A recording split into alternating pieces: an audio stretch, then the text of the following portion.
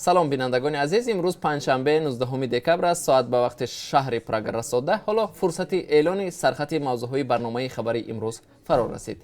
شکل کامل این گزارش ها را در برنامه اخبار آزادی ساعت رسا 1 در پخش مستقیم و هم ثبت آن را در صحیفه آزادی ویدیو در یوتیوب می توانید تماشا کنید. ابو داوود و ابو اسامه به دست افتادند. آنهایی که تاجیکان را برای پیوستن به صف گروه تندروی دولت اسلامی دعوت می‌کردند دستگیر شدند. مقامات تاجیکستان و روسیه از اینترپول، پلیس بین‌المللی رسما تقاضا کرده بودند که در بازداشتی هر دو جنگجوی تاجیک مساعدت کنند. با گفته مقامات رسمی از تاجیکستان تقریبا 2000 نفر به سوریه و عراق رفته به صف گروه تندرو تروریستی داعش پیوستند.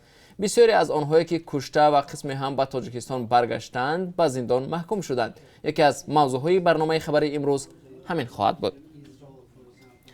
بعد دادستانی شکایت میبرد. نیلوفر رجبوه برای تهدید و تحقیری که به ادعای او در شعبه ملیسا نسبتش روا دیدند به دادستانی مراجعت کرد. این ساکن شهر دوشنبه ادعا دارد که در عملیات یا رید به گفته او ضد زنان سطرپوش دستگیر و در اداره امور داخلی ناحیه سینای پایتخت ساعتها تحقیر و اذیت شده است.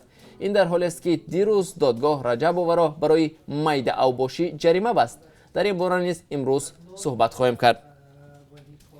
با تهمت تاب نآورد. در ولایت ختلان دست به خودکشی زده است. شاهدان میگویند این حادثه یک روز بعد از بازپرسی شدن او از جانب کارمندان ملیسا صورت گرفته است. گفته می شود او را به تجاوز یک دختر متهم کردند. همکاران ما جزئیات این قضیه را تحقیق دارند و امیدواریم تا برنامه خبری برایتان معلومات بیشتر را در این باره ارائه کردن می توانیم.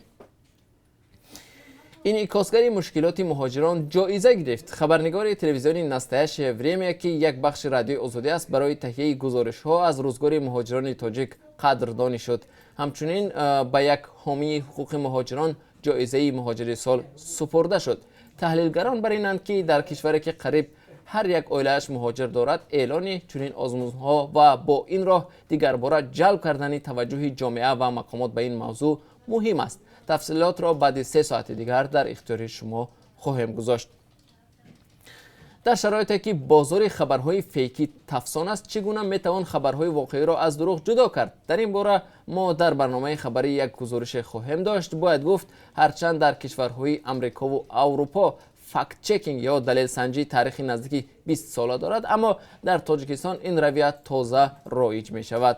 در 1.5 سال اخیر حداقل 10 دوره آموزشی فکت چکینگ در تاجیکستان و از این بیشتر در بیرون از آن برگزار شد که اساساً خبرنگاران تاجیک را با شیوه های دلیل سنجی آشنا ساختند.